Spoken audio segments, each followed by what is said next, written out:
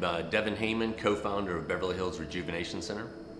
I started losing energy, muscle mass started declining, just the total drive that I had when I was in my 20s and 30s, and started hearing about this bioidentical hormone replacement. So got interested, talked to a few people, met with an endocrinologist, did a blood test, and noticed my testosterone levels at 40 were normal, but to me felt low. So fortunately I met my partner Dan Holtz, and he'd been on hormone replacement for about 5 years prior to that, and went through, met with his doctor, did a blood test, got on testosterone, some other hormones, and I noticed it was 2 weeks later that all of a sudden I was like, wow, I just felt that energy again, that drive again, that passion that I had in my 20s and 30s, and just felt incredible. You know, my health was back, you know, just more energy and just more drive to do so many more things. So then after I got on it, you know, Dan was already on the program, and just felt like this is something that everybody needs to know. I mean, this is too good to be true to hold back, even though we're so busy with